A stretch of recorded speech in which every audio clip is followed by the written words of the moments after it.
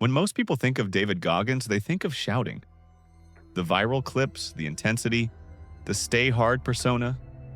But Goggins isn't defined by noise.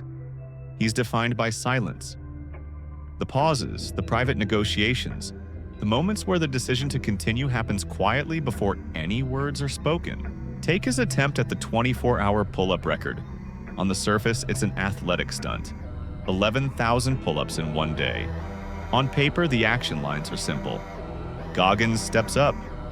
Goggins pulls. Goggins drops down. Over and over. Mechanically, there's little to see, but that's the point.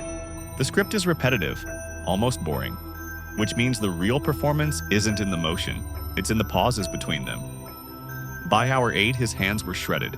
By hour 12, his body was breaking down.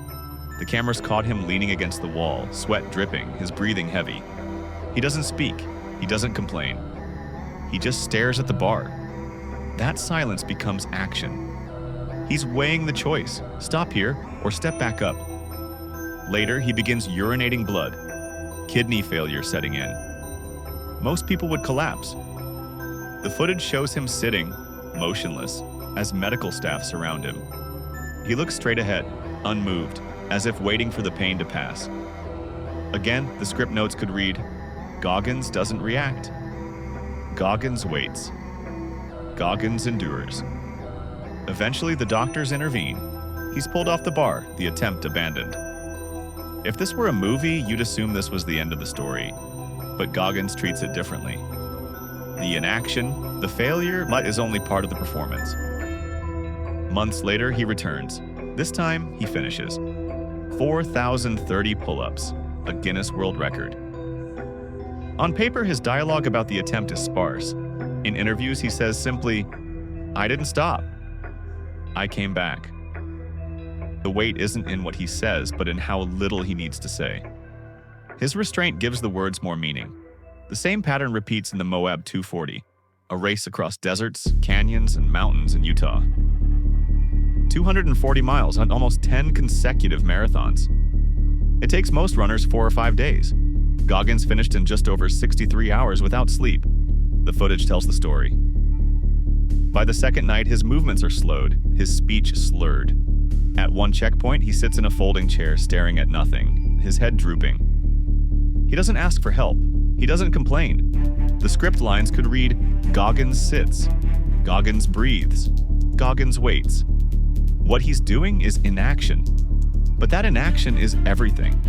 He's letting the wave pass, then getting back up. He describes the tool he uses here as the cookie jar. Memories of past suffering, childhood abuse, Navy SEAL training, the failed pull-up attempt.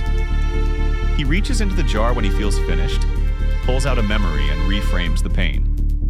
But notice, you never see the jar. There's no grand gesture, no visible ritual. Just the silence followed by another mile. And Goggins' breakdowns tell us more about him than the shouting.